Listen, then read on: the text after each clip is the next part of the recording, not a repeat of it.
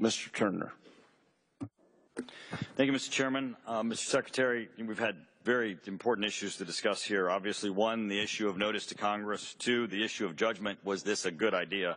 A third issue, the policy of whether or not this is a shift from our policy of not negotiating with terrorists. We had a briefing on Monday from Mr. Tony Blinken, Deputy National Security Advisor of the President, Ambassador Dobbins, Department of State, Mr. Work, Department of Defense, Admiral Winfield, Joint Chiefs, Vice Chairman, and Robert Cardillo, Deputy Director for Intelligence on Monday. I asked them this question.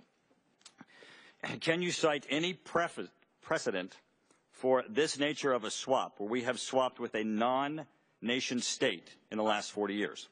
And Mr. Preston, you were asked this same question by our ranking member, and you cited the exchange, the securing the release of helicopter pilot Michael Durant from warlord Mohammed Farah Aidid. You used the words, it was a functionally exchanged. Now the five briefers, of course, said that they had, when I asked them that question, that there was no precedent, that we had not done any exchange with non-sovereign states within the last 40 years. Now, Mr. Preston, I want to point out to you that when helicopter pilot Michael Durant was released in Somalia, Mohammed Aidid said that he did so, he released Durant, as a result of a gesture of goodwill, and President Clinton immediately called a press conference. President Clinton stated that, I want to emphasize that we made no deals to secure the release of Chief Warrant Officer Durant. Clinton said at his press conference, we have strong resolve. We show that we're willing to resort to resumption of the peace process, and he goes on. And then he says, Clinton said that it will be a UN decision whether to release the 32 Aidid aides captured forces. Their release was demanded by Aidid, but Clinton says that there were absolutely no deals to secure his release. Now, you've said that Mr. Durant's release was a result of a functional exchange. And the five that we had briefers on Monday said there was no precedent of a non-sovereign state. Mr. Preston, was President Clinton lying at his press conference, or would you like to retract your testimony that Durant's release was secured as a result of an exchange by the United States government of prisoners?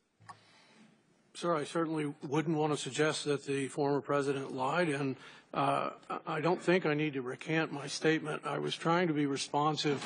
Okay, well, I only have 5 minutes. So, Mr. Preston, in your response, then, I would like you in writing to provide additional information as to the exchange that occurred to secure Mr. Durant, because there is no public evidence or discussion of anything of that nature. In fact, there are disclaimers, including by the President of the United States, Mr. Clinton. It doesn't appear that on the record this would be precedent for this Taliban swap, and I would like you to explain that, and that we can release it to the public so they can understand the true nature of Durant's release. It certainly wouldn't be on all fours, but it would be an example of... Mr. President, you cited that in this hearing. I would like the details of that exchange in writing provided to this committee. Understand. Thank you, Mr. Preston.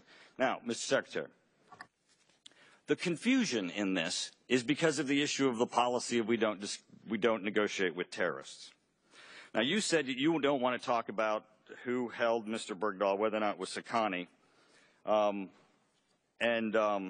unless we're in classified session, which I can understand your preference to being that. However, the Haqqani network says that they were the ones holding him. Time magazine says they were the one holding him.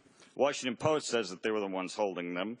It's reported openly in the Washington Free Beacon, the Daily Beast, Newsmax, all Haqqani.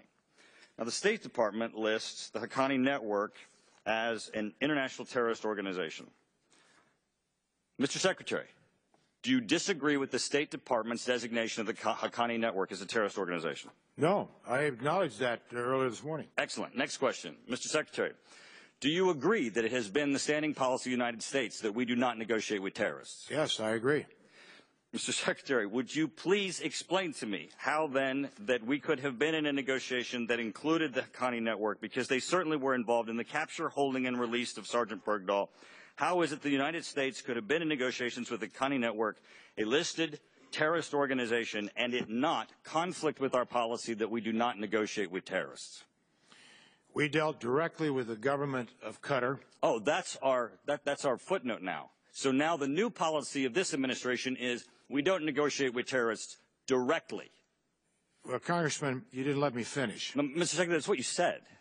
I did say it, but you cut me off before I could say the other part, that we were dealing with the Taliban.